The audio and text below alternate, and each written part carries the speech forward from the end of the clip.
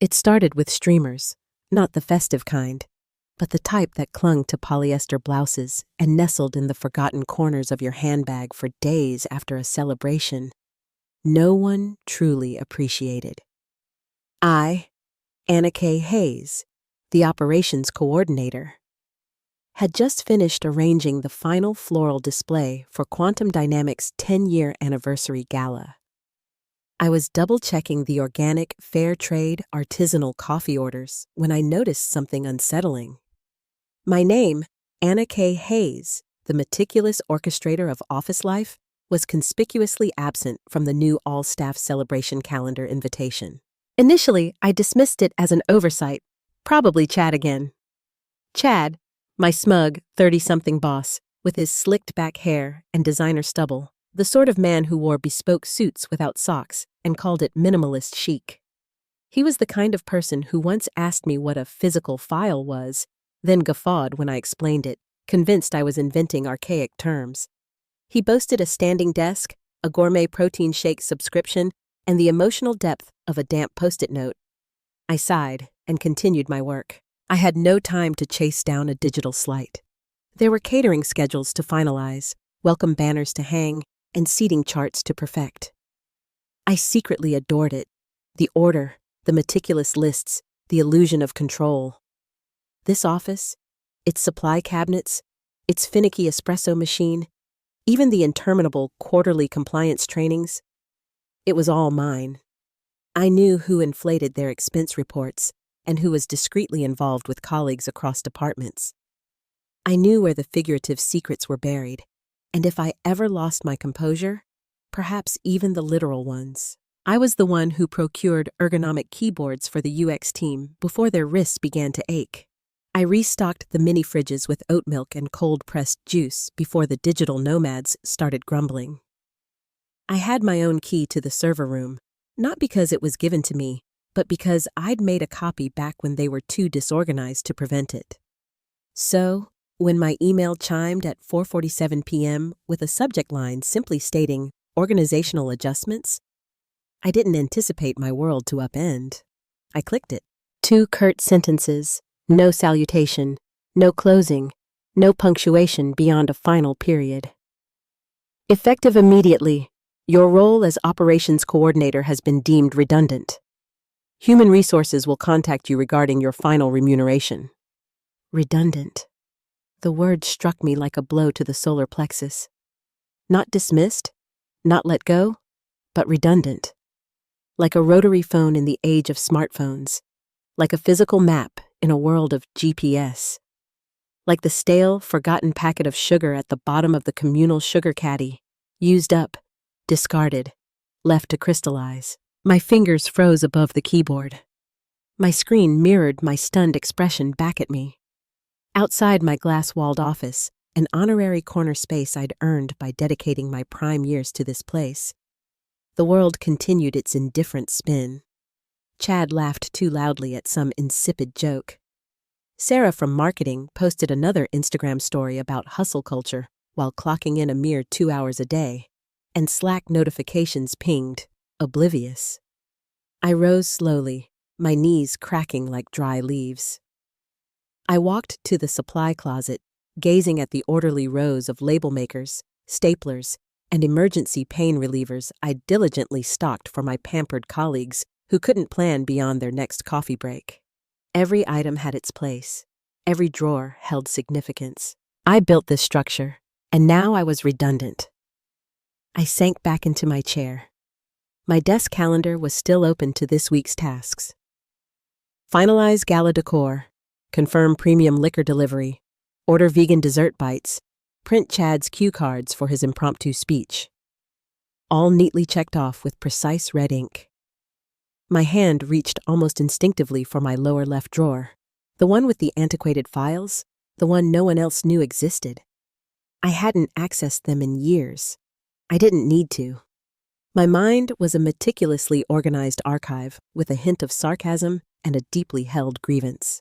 Inside yellowed folders were notes from the nascent days, vendor contracts from when they were financially strapped and resourceful. And there, Tucked between a faded printout of an old logo and a crumpled napkin with Mr. Davies' bourbon-fueled scribbles, was a folder labeled Quantum Dynamics Server Farm Lease, signed copy. I opened it, and there it was. My name, my LLC, my signature. The lease to the company's primary server farm, a decade-old favor. Back when they were too undercapitalized to qualify on their own, I had a pristine credit line through Apex Consulting Services, my small bookkeeping venture. I'd signed it myself to assist the founder, Mr. Davies, back when men wore button-down shirts and honored their word. He'd embraced me afterward and jokingly remarked, "Be careful, Anna, this might just make you the actual owner of the place." At the time, I'd merely chuckled. Now, I wasn't laughing. My screen still displayed Chad's email. Redundant. I leaned back in my chair, the sting of humiliation slowly curdling into a simmering fury deep within my core. My ears buzzed, my pulse thrummed like distant war drums. I looked down at my hands, steady, calm. It turned out I wasn't just a meticulous administrator. I was the entire foundation, and someone had just attempted to demolish the wrong corner. I didn't cry on the drive home. I didn't even yell. That would have been too undignified. Instead, I simply disengaged, navigating green lights and lane changes as if through a dense fog, my body on autopilot, my mind sequestered somewhere inside a locked compartment. The radio played some overproduced pop song about self-love, and I almost laughed. Almost. Instead, I just turned the dial until it was pure static. Somehow, that felt more authentic. The road blurred. My compact sedan, loyal and unassuming, glided over potholes as if they didn't exist. It pulled into my driveway, a cracked concrete slab with tenacious weeds pushing through like defiant fingers. I sat with the engine running. The porch light was still on, like a sentinel waiting for its master. I used to leave it on so I wouldn't stumble after arduous days at the office.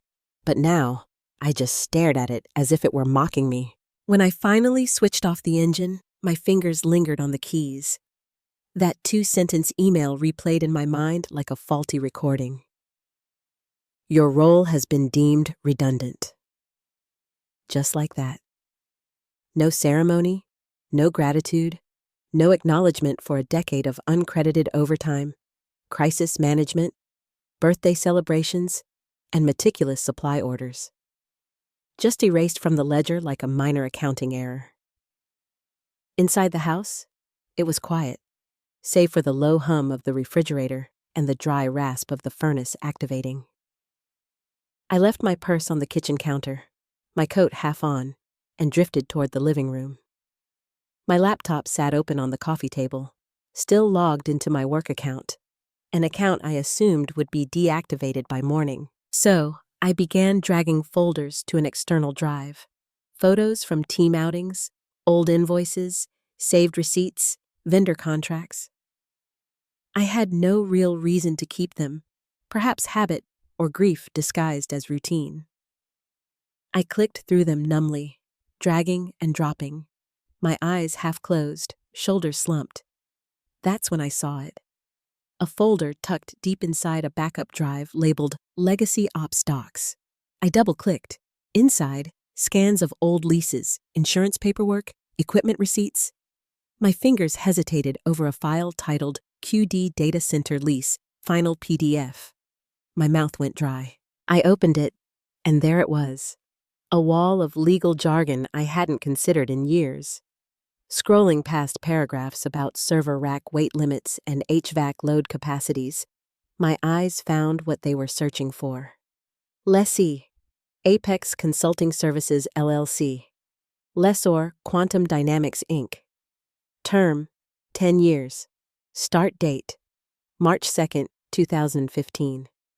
Renewal, optional by written notice. Authorized signatory, Anna K. Hayes. My signature sat neatly at the bottom, beside the original founders, Derek R. Davies. I blinked hard, once, twice. My body thrummed with the slow, cold surge of realization. My LLC, My small consulting business I'd established to help friends with taxes and occasionally contract for minor vendors was the legal owner of the facility that housed every shred of quantum dynamics infrastructure: the servers, the backups, the client data, the firewalled precious digital core of the entire operation. A trivial favor, 10 years ago, back when quantum dynamics was fledgling, desperate, operating out of a rented space with peeling linoleum floors and exactly one functioning restroom. Davies came to me after a failed credit application and said, "Anna, you still have that little business thing, right? Could you do us a favor and sign the lease under that, just for now? Just until we can transfer it." They never did. I never pressed it. I was loyal back then. They treated me like I mattered. And I remembered now Davies' laugh as he handed me the papers to sign. "Be careful, Anna. On paper, you technically own the lifeblood of this place." At the time, I'd rolled my eyes and called him dramatic. I even forgot about the LLC entirely for years, but my cousin Emily, a tax accountant, had reminded me every April to keep it active, just in case. So I did. Paid the fees, renewed the registration, kept the books clean. I closed the laptop, but the image of that lease remained seared behind my eyes. I sat there in the dark living room, the air stale and heavy, and something shifted. It wasn't rage, not yet, not the explosive, desk-flipping kind. It was quieter, like the first tendril of smoke under a door. A sick, simmering sense of, "Oh, you arrogant fools," that began low in my gut and ascended my spine until I sat up straighter. Redundant. I stood, walked to the kitchen, and poured myself a glass of bourbon. Not wine, not tea. Bourbon, straight, no ice. I sipped, still standing, staring out the window at the porch light. They had forgotten. They had forgotten what truly mattered. They had forgotten who constructed the very framework they strutted upon. And Chad, with his self-satisfied email and his pre-rehearsed "we're letting Anna go" HR script, hadn't merely burned a bridge. He'd forgotten who owned the very land it was built on. I smiled, a small, toothless smile. The spark had been ignited. I didn't sleep a minute. I sat in the dark, my laptop screen glowing like a beacon in a war zone, bourbon glass empty, my mind racing faster than it had in years. The kind of focus I used to summon when Chad neglected to secure a venue for the quarterly review. And I booked, catered, and decorated a 5-hour conference with 48 hours' notice. That same focus was back now, but stripped of patience, stripped of loyalty. This was not the Anna who once baked cupcakes for birthdays. This was the Anna who meticulously sharpened pencils down to the erasers before a performance review. I read the lease 3 times, each word slicing cleaner with every pass. Lessee, Apex Consulting Services, LLC. Premises, 4807 Richmond Parkway, Unit 3B. The cold, concrete bunker of a data center Chad didn't even know how to locate on Google Maps. Term, 10 years. Renewal, not automatic, subject to written notice. Enforcement clause. Breach of payment schedule voids lease, triggering 24-hour eviction protocol. My heart beat slow and steady. I clicked open my State Secretary of State website, logged into the LLC portal with the same password I'd used since 2015. Lasagna for life, and confirmed it all. Active, in good standing, business address current, tax ID clean. I even had insurance. All those years of over-preparing, retaining every form, every receipt, every rusty paperclip, they were about to pay off like a slot machine hitting 777s. At 3:11 a.m., I picked up the phone and called my cousin Emily. Emily was a paralegal with a relentless coffee addiction, a divorce lawyer for a husband she despised, and a burning antipathy for corporate pretense. Emily answered on the second ring. "Is someone deceased?" she rasped. "No, but someone's about to wish they were," I said, calm as melting ice. "I'm listening," Emily said, suddenly wide awake. I laid it out in brutal bullet point fashion. The lease, the LLC, the eviction clause. the missed payments, the termination email. There was a long pause. Then Emily laughed, a genuine cackle. "Anna," she said, "this is the most exquisite thing I've ever heard. You've got them by the digital jugular." I cracked my knuckles. Ironclad. "Oh, darling, I've seen prenups shakier than this. You could enforce this with a single emoji, squatting on your property with zero updated contract. If they've missed even 1 month's rent transfer, it's game over." I opened my bank records. The auto transfer they'd been making, manually set up by me back when payroll used spreadsheets and wishful thinking, hadn't hit my business account in 3 months. Chad, that clueless little spreadsheet sorcerer, must have restructured accounting and never bothered to inquire where the data center money went. "They missed 3, I said flatly. Emily inhaled sharply, as if savoring a dessert. "Then it's not just enforceable. It's biblical. What are you going to do? Renegotiate for a payout?" I stared at my screen, fingers tightening around my mug. I could. That's what normal people would do. Get a settlement, extract a year's salary, force a public apology. But something darker stirred in my bones, a glacier of humiliation cracking open to reveal something rawer, deeper. "No," I said slowly. "I'm not asking for a single dime." Silence. Then Emily whispered, "Holy, you're going scorched earth." "I'm not asking for respect anymore. I'm taking it." It was the transition, the demarcation between surviving and praying. The moment the mouse realizes the cat is inebriated and its claws are dull. I wasn't seeking justice anymore. I wanted them to choke on the scent of burning server racks and missed deadlines. I wanted Chad to stare into a blinking 404 page and finally comprehend that the woman who stocked his cold-pressed juice and scheduled his dental appointments was the sole barrier between him and corporate collapse. At 4:06 a.m., I poured another bourbon, opened a blank document, and began outlining the eviction notice. I even selected the paper stock I'd used for printing, the heavyweight, ivory, textured kind that made you feel officially dismissed just by touching it. I'd already started drafting subject lines for the email thread. Subject: lease violation, formal notice of eviction per Section 6. BCC: Chad Malloy, Director of Strategic Arrogance. Attachments: your future going up in smoke.pdf. By dawn, I had a plan, the kind of plan that made HR representatives consume antacids and CEOs book emergency flights. I wasn't just enforcing a lease. I was igniting a fuse. I showed up at the law office that morning wearing my "don't start none, won't be none" blouse, the one with shoulder pads sharp enough to signal impending conflict. I hadn't slept. I hadn't eaten. I'd mainlined 2 coffees and an energy drink, and my heart wasn't racing. It was marching. Emily had given me the name of a local business attorney, a formidable woman named Michelle Davis, who'd been described as terrifyingly intelligent and legally relentless. Perfect. The receptionist barely managed to utter my name before Michelle strode into the lobby with a binder under one arm and a "don't waste my precious time" expression. "You're the one with the LLC lease?" Michelle asked, ushering me into her office without waiting for an answer. I nodded. "I read the contract. It's solid. They've breached." "You want retribution or restitution?" I smiled, cool and steady. "I want to make it rain fire." That was enough for Michelle. 45 minutes later, she had crafted an eviction notice that read like divine wrath translated into legal prose.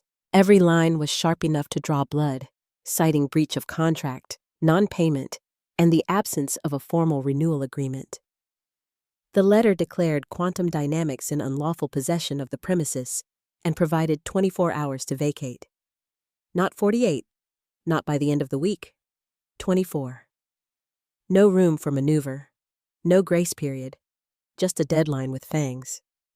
Michelle added a final paragraph, her signature move, citing prior case law that confirmed the LLC's right to enforce the eviction without further notice. She underlined the phrase immediate and non-negotiable. Then she looked at me. Now, how do you want this delivered? Email? Certified mail? I shook my head slowly, like a queen dismissing a peasant's offering. I want it hand-delivered today, in person, to Chad Malloy, Director of Strategic Operations. Michelle arched an eyebrow. You want theater? I want war, with a front row seat. Michelle made a call. 20 minutes later, a man named Mike arrived at the law office, built like a vending machine with biceps. Mike was a professional process server with the kind of quiet, lethal demeanor usually reserved for retired bounty hunters. I liked him instantly. Is this going to be hostile? Mike asked, glancing over the envelope. Probably, I said, but make sure you smile. Chad despises being condescended to. Mike grinned like a predator and took the documents with a respectful nod. He'll get the message, and I'll get the signature. By 11:32 a.m., the wheels were in motion. I stepped outside the law office into the biting spring wind. My cheeks flushed, my blouse fluttering slightly like a battle flag. My phone buzzed with a text from Mike. Delivered. Signed for at 11:29. Receptionist attempted to stall. Chad was in a meeting. I waited. Chad emerged, looked bewildered, took the envelope, didn't utter a word. Signature confirmed. Time-stamped. Attached photo of his face included for your scrapbook. I opened the image and snorted. Chad's expression looked as if someone had just asked him to solve long division using only chalk and shame. Wide-eyed, disbelieving, holding the envelope as if it might detonate, which, in a way, it already had. I walked 2 blocks to a quiet coffee shop and ordered a double espresso I didn't need. My fingers tingled as I held the cup. I didn't check my email. I didn't answer the buzzing of my phone. I didn't think about what I'd say if Chad called. Because he would. Not yet, though. He'd need at least an hour to process what had just landed in his lap like a live grenade wrapped in corporate letterhead. I pulled out a pen and scribbled in my planner. 11:29 a.m. D-Day. Then I underlined it. That was the moment it became real. No more hypotheticals, no more simmering rage and muttered, "Oh, they'll regret this." No more playing nice while they buried my career in polite HR euphemisms. This wasn't some HR misunderstanding. This was Anna Hayes serving a cold, legally binding reckoning with professional letterhead, ironclad clauses, and Mike, the process server, as my warhorse. They wanted me gone? Good, because now I was finally free to show them exactly who they'd dismissed. By 12:05 p.m., I had officially severed every line of communication. I stood in the middle of my kitchen, the sunlight pouring through the blinds, casting thick prison-striped shadows across the linoleum. My work phone sat on the counter, face up, screen blank. I picked it up, opened the settings, went straight to the corporate account section. My thumb hovered for half a second, then tapped Sign out of all services. It logged me out of email, chat, calendar, even the glorified task tracking app Chad made everyone install to monitor their task efficiencies. I deleted each one by one, with surgical precision. No ceremony, just deletion. Goodbye Outlook. Goodbye Slack. Goodbye Monday.com. My personal phone lit up a second later. Chad's name flashed at the top, that self-satisfied photo of him wearing his "Innovation is my love language" t-shirt still attached to his contact. I stared at the screen like it was a cockroach crawling out of a toaster. Then, without hesitation, I opened the contact, scrolled down, and hit Block this caller. A satisfying little pop sound followed. Gone, just like that. His voice would never find me again. I didn't bother to listen to the voicemail that followed. It was probably some half-hearted blend of HR-approved phrases like, "Just wanted to clarify," or We didn't mean to cause any distress. The kind of words people use when they've already packed your desk in a banker's box and dumped your loyalty into a recycling bin. My purse already hung by the door. I grabbed it, threw on my cardigan, the black one with silver thread woven into the sleeves, my business funeral cardigan, and slipped into flats. It wasn't a day for heels. It was a day for comfort, for control, for top-shelf gin and the low buzz of background jazz. I walked to the bar 3 blocks from my house, a dark little hideout called the Sanctuary that smelled like lemon oil and old money. The kind of place where nobody asked questions and everyone left each other alone. It was empty, save for a man reading the stock pages and a bartender with a handlebar mustache who greeted me with a nod. I slid onto a leather stool and placed my purse gently beside me. "Martini," I said. "Top shelf, extra cold, 2 olives." The bartender nodded once and got to work. I folded my hands on the bar, staring straight ahead. There was a mirror behind the liquor shelf, and in it, I saw myself. Posture straight, eyes steady, lips pressed into a calm, unreadable line. I looked like a woman waiting for a meeting to start, except this meeting involved the total unraveling of a multi-million-dollar operation and the public humiliation of a man who once told me I intimidated the interns with my tone. My martini arrived in a chilled glass that fogged on contact with the bar top. I took a slow sip, the gin biting cleanly through my tongue like antiseptic, and then I exhaled, finally. A breath I'd been holding since yesterday had crawled out of my lungs and disappeared into the air like steam. I checked the time, 12:22 p.m. The notice had been delivered less than an hour ago. The countdown had begun. 24 hours, no extensions, no grace, no exceptions. I imagined Chad opening the envelope, squinting at the legal language like it was written in Swahili, frowning at my LLC name like it was a practical joke. The precise snap in his brain when he realized what was happening. The exact moment the gears ground to a halt and the weight of his own ignorance came crashing down on his buzzword-addicted skull. I took another sip, a small smile ghosting across my lips. The quiet was unnatural. I'd lived my life wrapped in noise, calendar reminders, meeting chimes, forced laughs from Sarah's social posts, the ever-present buzz of someone needing something, always. But now there was nothing. Just the low murmur of jazz saxophone, the clink of glass behind the bar, and the steady, proud silence of a woman who'd launched the missile and wasn't looking back. My hands were steady, my chest no longer tight. I wasn't afraid anymore. Not of Chad, not of HR, not of being seen as vindictive because I'd already been erased without a whisper, reduced to redundant. They had taken my pride, my purpose, my place in the world, and chucked it like a stale birthday muffin. Now, I was the one holding the detonator. I glanced at my phone. No new messages. Not yet. But they would come. Oh, they would come. The panic, the calls, the frantic emails. The moment Chad realized there was no backup, no fail-safe, no new hire with access to the server building, that he'd been signing digital lease payments without a clue that the contract behind them hadn't existed in years. I swirled the olive in my drink, watching it circle like prey in a pond. My mind, for once, was still. The train had left the station, and the bridge ahead had been set on fire. And all I had to do now was wait. At 10:07 p.m., the first text came in. Ethan. Quantum. Itty. Yo, did you really serve us an eviction notice?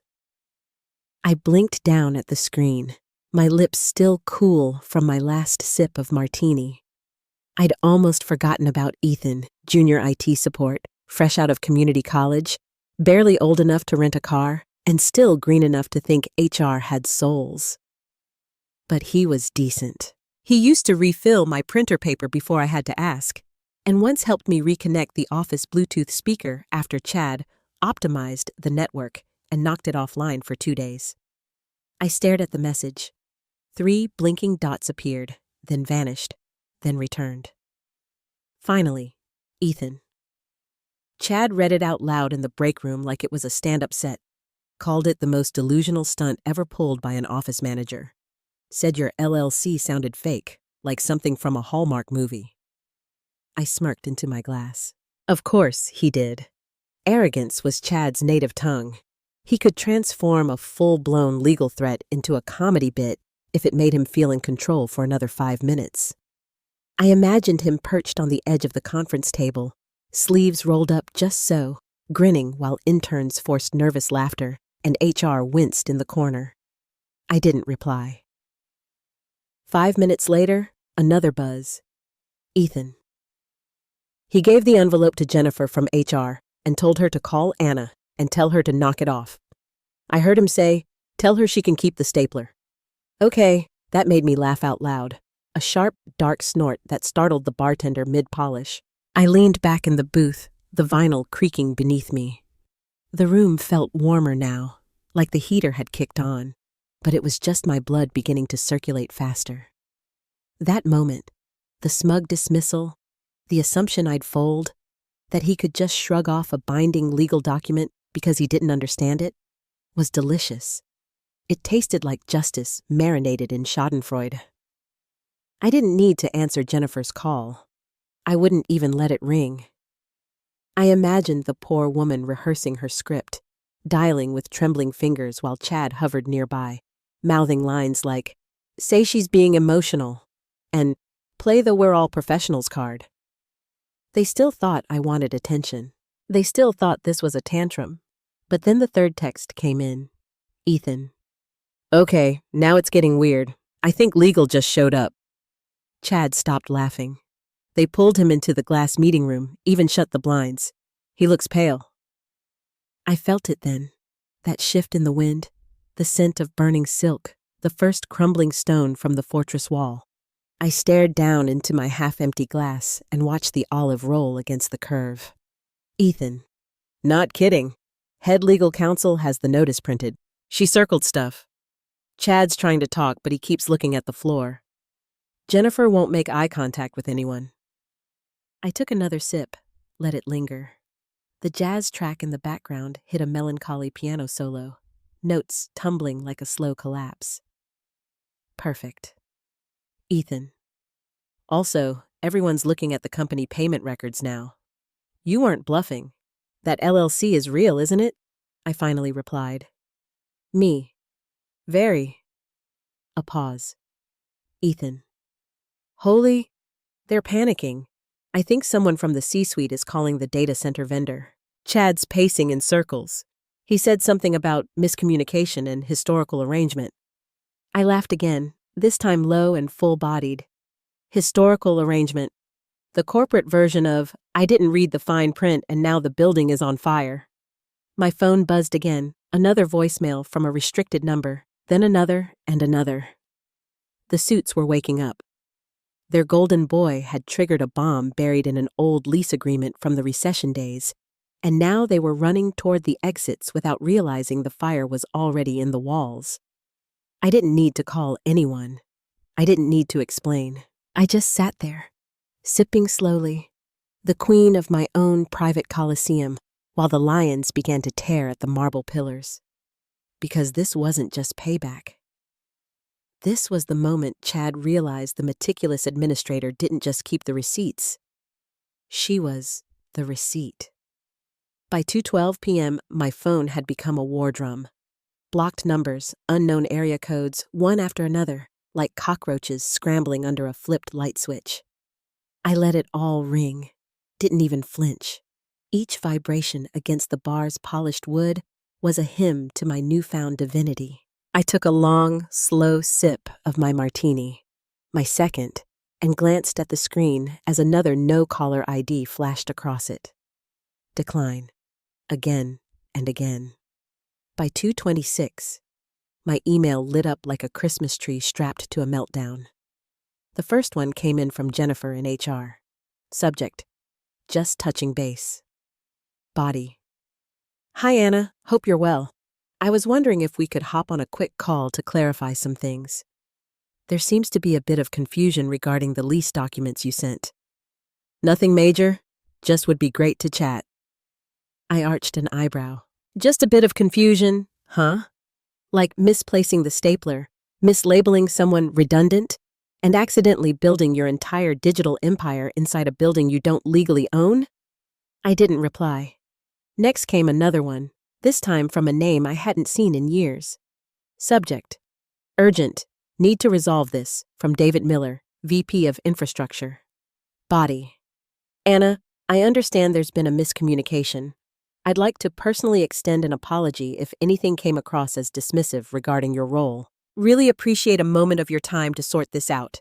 We are, of course, prepared to discuss reasonable solutions. Reasonable solutions. I smiled thinly. My own severance package had been a PDF attachment and a polite kick in the backside. Now they wanted negotiation. The pings multiplied. Legal, ops, even finance, and then the CEO. Subject: please call, from Robert Sterling, Chief Executive Officer.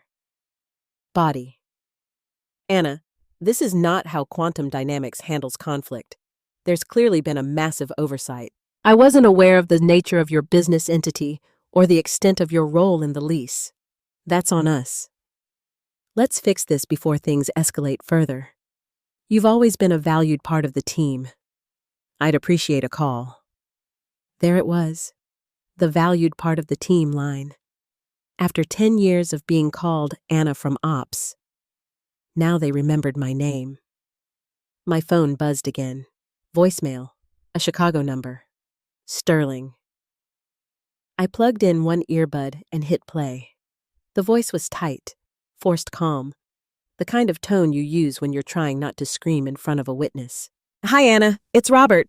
Listen. Oh, wow. We just got the lease notice, and it's taken everyone by surprise. Chad didn't brief me on any of this.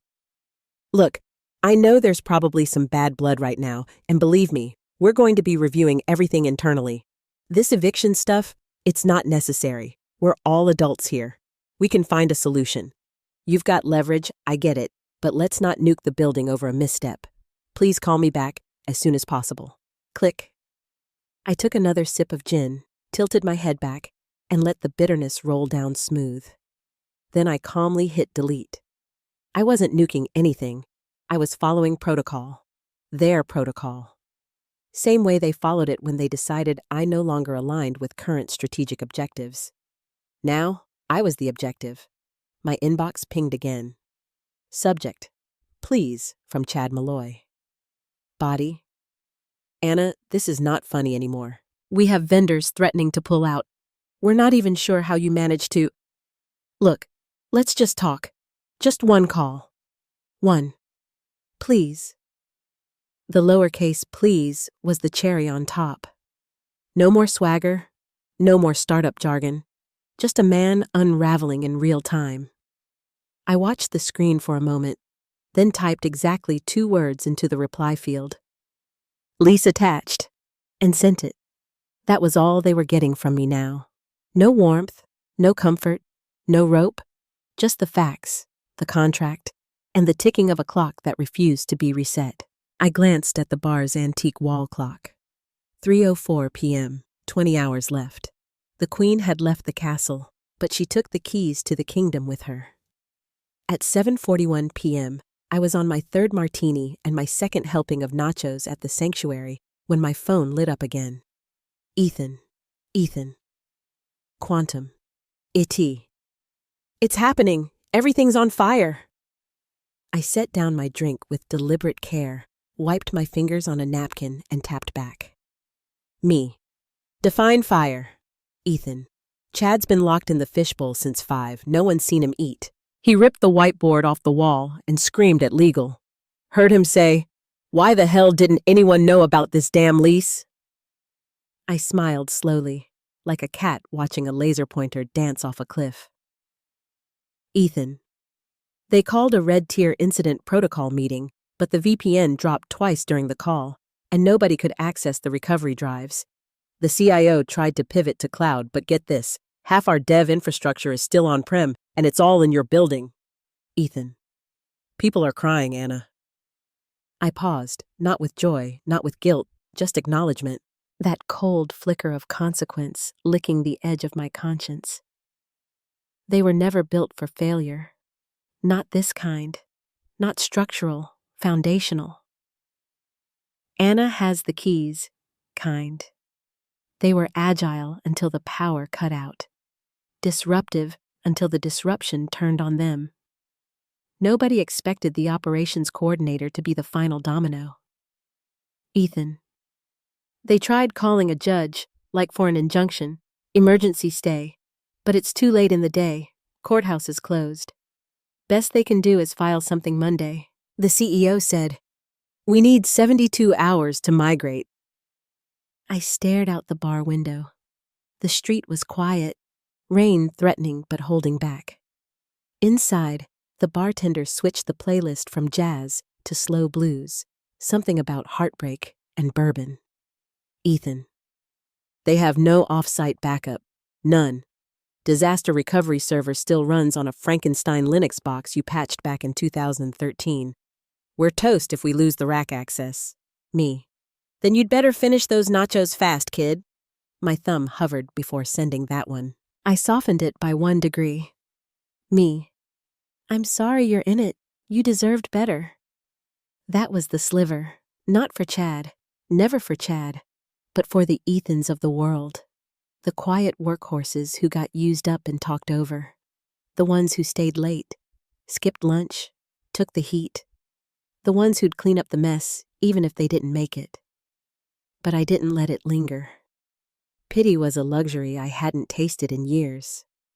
I drained my glass, motioned for another, and returned to the last message Ethan sent. Ethan. They're asking if you'll reconsider terms. That's the phrase they used, reconsider terms. I didn't reply. I sat there in silence, the final hours slipping through my fingers like sand. Let the truth settle like silt at the bottom of a long, bitter drink. There was no plan, no backup, no copy of the lease, no digital clone of the racks, no preparation for losing access to the fortress that housed their entire digital bloodstream. They'd grown so accustomed to assuming Anna would take care of things that they never considered what would happen if she stopped. They called her redundant, said her role had evolved past necessity. Well, evolution just hit extinction. At 8:12 p.m., Ethan sent one more message. Ethan. Chad said, if this isn't resolved by morning, we start losing clients. Like big clients. Contracts tied to guaranteed uptime. They're sweating bullets. We've got no more cards. I stared at that last line. No more cards. I locked my phone, leaned back in the booth, and closed my eyes for a moment. The bar's overhead lights buzzed softly, and somewhere in the corner, someone was softly humming along to Etta James. I'd made my peace with the fallout. They could scream, they could panic, they could cry to judges and CEOs and God himself. The time to beg had passed. This was the reckoning. Years of thankless labor, invisible service, passive disrespect, all distilled into 24 hours of beautiful, devastating silence. They handed me the match. All I'd done was strike it. At exactly 11:28 a.m., I sat alone in the booth at the sanctuary, watching the second hand on my wristwatch tick like a sniper's breath before a trigger pull. I'd ordered nothing new that morning. No martini, no breakfast, just a black coffee, half drunk and cold. The bar was quiet, Tuesday quiet. A gray, overcast stillness hung in the air like the pause before thunder. My phone lay face up on the polished wood, screen dark. No new messages yet, but it was coming. I could feel it. Yesterday's notice had been time-stamped, delivered at 11:29 a.m., signed and witnessed, which meant that by the minute that hand hit the 12 today, the lease was void, irrevocably, permanently. Quantum Dynamics would legally and completely be trespassing on property owned by Apex Consulting Services, LLC, my LLC, my building, my rules. I had hired a private security contractor, retired sheriff, ex-Marine, no nonsense, and cash preferred, to be there at 11:25 sharp, not a minute late. 2 men in gray jackets, clean cut, no guns visible, but their eyes said everything. The invoice had made me wince slightly, just under $3,000, but when I wrote the check, I'd done it with a sense of satisfaction I hadn't felt since the day I got my first promotion. They weren't there to start a fight. They were there to change the locks. I had arranged for a locksmith the night before, discreet, experienced, no questions asked. The locksmith didn't even blink when I said, "There's a team inside. I want them out. I want it locked behind them, and I want it done to the hinges." I looked down at my phone again. Still nothing. Still waiting. And then, at 11:32 a.m., a single message appeared. "Ethan, quantum et. Dark." Just one word. I stared at it for a long time, letting it settle, letting the finality roll through my chest like a slow-moving train, all metal and gravity. I didn't reply. There was nothing left to say. Dark. The data center had gone offline. The infrastructure gone. Every server, every login, every automated backup they forgot to migrate. Dark. Client portals unreachable. Internal dashboards gone. Chad's precious agile workflow sweet toast. The project timelines erased with the same indifference they used when they erased me.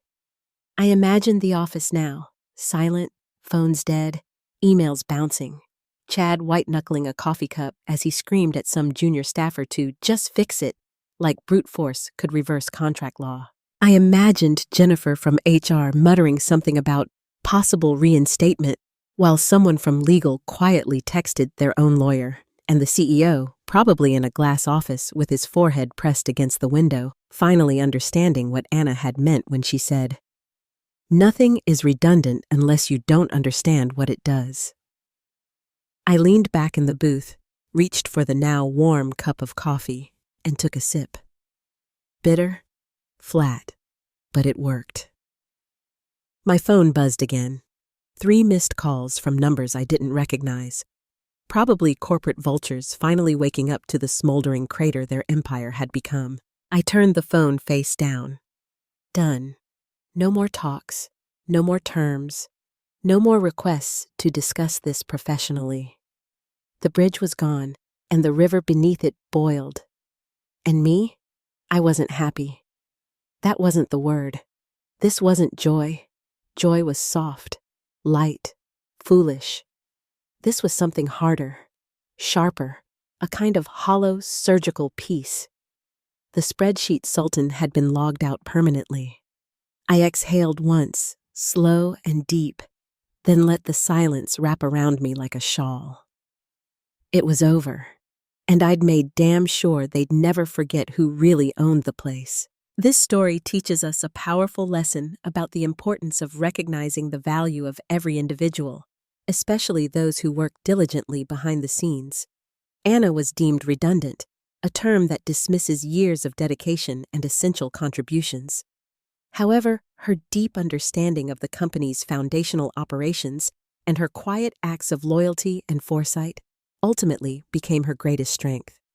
It highlights that true power often resides not in titles or visibility, but in knowledge, integrity, and the often unseen work that holds everything together. The positive message here is about self-worth and resilience. Even when you feel undervalued or discarded, remember the unique skills, experience, and knowledge you possess. Never underestimate your own power and the impact you can have. Life can deliver unexpected challenges, but within those challenges often lies an opportunity to reclaim your agency and demonstrate your true, indispensable value. Anna's journey is a reminder that knowing your worth is the first step towards building a future where you are truly appreciated and empowered.